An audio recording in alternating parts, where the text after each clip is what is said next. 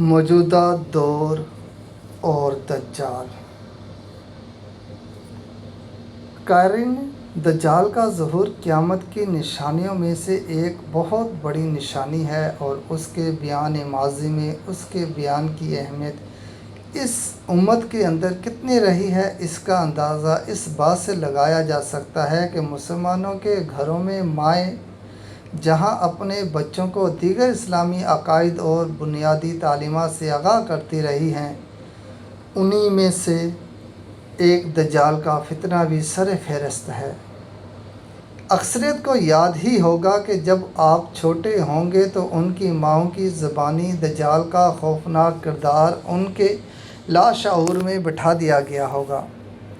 دراصل یہ امت مسلمہ کی ماؤں کی وہ تربیت تھی جو بچوں کو اسلامی عقائد سے ہٹنے نہیں دیتی تھی، لیکن اب صورتحال یکسر تبدیل ہو چکی ہے اور آج کی جاہلی تہذیب نے مسلمان ماؤں کو اپنی اس ذمہ داری سے کافی حد تک غافل کر دیا ہے۔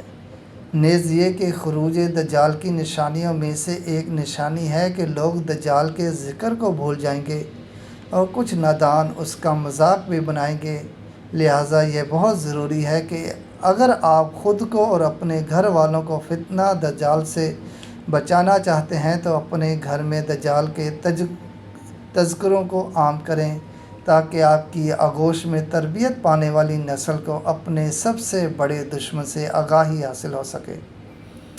فتنہ دجال کی ہولناکیوں کا اندازہ اس بات سے لگایا جا سکتا ہے کہ نبی کریم صلی اللہ علیہ وآلہ وسلم خود اس فتنے سے پناہ مانگا کرتے تھے، اور جب نبی کریم صلی اللہ علیہ وآلہ وسلم صحابہ کرام رضوان اللہ علیہ اجمعین کے سامنے اس فتنے کا تذکرہ فرماتے تو صحابہ کرام رضوان اللہ علیہ اجمعین کے مبارک چہروں پر خوف کے اثرات نمودار ہو جایا کرتے تھے۔ اب سوال یہ پیدا ہوتا ہے کہ وہ کون سی چیز تھی جس نے صحابہ کرام رضوان اللہ علیہ اجمعین کو ڈرا دیا؟ کیا وہ خوفناک جنگ تھی یا موت؟ صحابہ کرام رضوان اللہ علیہ اجمعین کبھی بھی ان چیزوں سے ڈرنے والے نہیں تھے۔ صحابہ کرام رضوان اللہ علیہ اجمعین جس چیز سے سب سے زیادہ ڈرے وہ تھا دجال کا دھوکہ اور فریب۔ وہ وقت اتنا خطرناک ہوگا کہ بالکل بھی سمجھ نہیں آئے گی کہ کیا ہو رہا ہے، کیونکہ گمراہ کرنے والے قائدین کی بہتات ہوگی، پھر پروپیگنڈا کرنے والوں کا یہ عالم ہوگا کہ لمحوں میں جھوٹ کو سچ اور سچ کو جھوٹ بنا کر دنیا کے کونے کونے تک پہنچا دیا جائے گا۔ انسانیت کے دشمنوں کو نجات دہندہ اور ہمدردیوں کو دہشت گرد ثابت کیا جائے گا، اور یہی سب کچھ ہوتا نظر آ رہا ہے آج۔ یہی وجہ تھی کہ آپ صلی اللہ علیہ وآلہ وسلم نے اس فتنہ کو کھول کر بیان فرمایا دیا، اس کا ہیبت ناک نقشہ اور ظاہر ہونے کا مقام تک بیان فرما دیا۔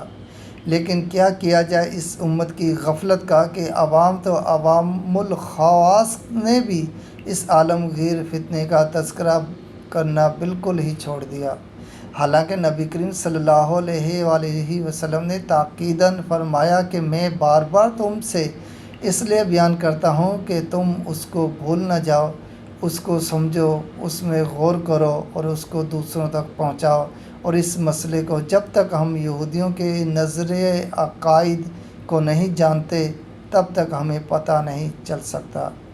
دجال کے بارے میں یہودیوں کا نظریہ، کچھ نظریے آپ کے سامنے بیان کرتا ہوں۔ کم سے کم 9 نظریے ہیں جو یہودیوں کے ہیں، وہ آپ کے سامنے 1 بائی 1 کر کے بیان کرتا ہوں۔ پہلا نظریہ ان کا ہے، قائرین، دجال کے بارے میں احادیث بیان کرنے سے پہلے ضروری ہے کہ دجال کے بارے میں یہودیوں کے نظریات اور ان کی موجودہ یعنی تحریف شدہ کتابوں سے پیشن گوئیاں بیان کی جائیں، تاکہ اس وقت جو کچھ امریکہ اور دیگر کفار یہودیوں کے اشاروں پر کر رہے ہیں اس کا مقصد لوگوں کو سمجھ آ سکے۔ دجال کے بارے میں یہودیوں کا نظریہ یہ ہے کہ وہ یہودیوں کا بادشاہ ہوگا، وہ تمام یہودیوں کو بیت المقدس میں آباد کرے گا، ساری دنیا میں یہودیوں کی حکومت قائم کرے گا اور پوری دنیا میں یہودیوں کے لیے کوئی خطرہ باقی نہیں چھوڑے گا۔ तमाम दहशत गर्दों यानी यहूदियों मुखालिफ क़ुव्वतों का ख़ात्मा कर दिया जाएगा और हर तरफ अमन व अमान का दौर व दौरा होगा। उनकी किताब एज़ाख़ील में लिखा है। यहूदियों का दूसरा नज़रिया, ऐ सुहूनियों की बेटी खुशी से चिल्लाओ, ऐ यरूशलेम की बेटी मसरत से चीखो, तुम्हारा बादशाह आ रहा है और गधे पर सवार है, खच्चर या गधे के बच्चे पर। मैं यूफ्रीम से गाड़ी को और यरूशलेम से घोड़े को अलहदा करूँगा। जंग के पुल तोड़ दिए जाएंगे, उसकी हुक्मरानी समंदर से दरिया और दरिया से ज़मीन तक होगी।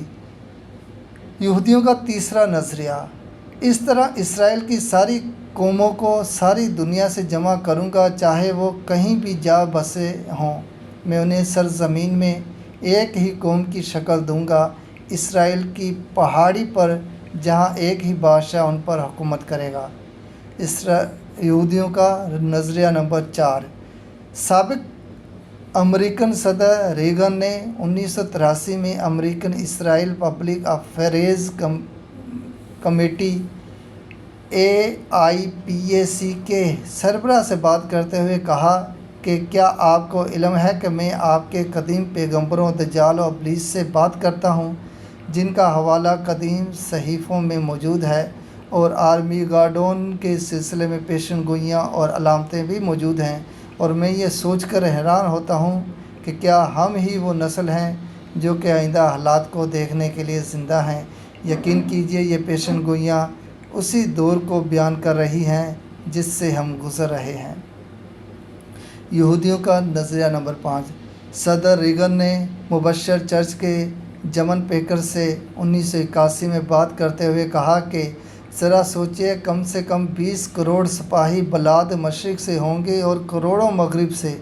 सल्तनत रोमा यानी मगरिब यूरोप के तजदीद नौ के बाद मसीहा यानी दज्जाल और उस पर हमला करेंगे, जिन्होंने उसके शहर यरूशलेम को गारत किया है, और उसके बाद वो इन फ़ौजों पर हमला करेंगे जो मैगदोन या आर्मीगेडोन के मैदान में जमा हुई होंगी। और उसमें कोई शक नहीं कि यरूशलेम तक इतना खून बहेगा जो घोड़ों की भाग के बराबर होगा, और ये सारी वादी जंगी सामान और जानवरों और इंसानों के ज़िंदा जिस्मों और खून से भर जाएगी। आर्मीगेडोन मैगडो से निकला है। ये जगह तिल एबट से 55 मील शमाल में है और बहरिया मुस्तविद के दरमियान वाक़ है। नज़रिया नंबर 6, पाल फंडले तीसरी जंग अज़ीम को बयान करते हुए कहता है, इंसान दूसरे इंसान के साथ ऐसे गैर इंसानी अमल का तसव्वुर भी नहीं कर सकता कि लेकिन उस दिन खुदा इंसानी फितरत को ये इजाज़त देगा कि वो अपने आप को पूरी तरह ज़ाहिर कर दे। दुनिया के सारे शहर London, Paris, Tokyo, Los Angeles, Paris और शिकागो सब सफ़ा हस्ती से मिट जाएंगे, और तक़दीस आलम के बारे में मसीहा दज्जाल का ऐलान एक आलमगीर प्रेस कॉन्फ्रेंस से नशर होगा, जिसे सेटेलाइट के ज़रिए टीवी पर दिखाया जाएगा। नज़रिया नंबर 7, मुक़द्दस सरज़मीन पर मैं यहूदियों की आमद को इस तरह देखता हूँ कि ये मसीह दज्जाल के दौर की आमद की निशानियाँ हैं, जिसमें पूरी इंसानियत एक मिसाली माशरे के फैज़ से लुत्फ़ अंदोज़ होगी। नज़रिया नंबर 8, फोर्सिंग गॉड हैंड्स की मुसन्फ़ा ग्रीस हॉल सील कहती है कि हमारे गार्ड ने कब्तातुल सखरा, टॉम्स स्टोन और मस्जिद अक्सा की तरफ इशारा करते हुए कहा कि हम अपना तीसरा हैकल वहाँ बनाएंगे और उसकी तामीर का हमारा मंसूबा बिल्कुल तैयार है। तमीराती सामान तक आ गया है और इसे हमने एक खुफिया जगह रखा है।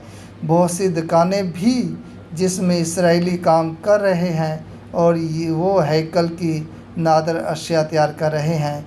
एक इसराइली ख़ास रेशम का तार बन रहा है जिससे उलमा यहूद के लिबास बुने जाएंगे। मुमकिन है कि ये वही तेजान या सेजान वाली चादरें हों जिसका ज़िक्र हदीस में आया है।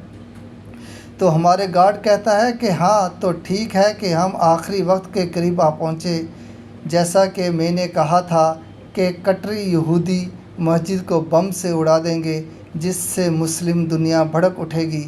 یہ اسرائیل کے ساتھ ایک مقدس جنگ ہوگی جو کہ مسیح دجال کو مجبور کر دے گی کہ وہ بیچ میں آ کر مداخلت کرے۔ نظریہ نمبر 9۔ 1998 کے اواخر میں ایک اسرائیلی خبر نامہ کی ویب سائٹ پر کہا گیا کہ اس کا مقصد مسلمانوں کے عبادت گاہوں کو آزاد کرانا یعنی گرانا، ان کی جگہ ہیکل کی تعمیر ہے، اور خبر نامہ میں لکھا تھا کہ اس کی تعمیر کا نہایت مناسب وقت آ چکا۔ خبر نامہ میں کہا گیا تھا کہ ملحدانہ اسلامی قبضے کو مسجد کی جگہ سے آزاد کرائے کیونکہ تیسری ہیکل کی تعمیر بہت قریب ہے۔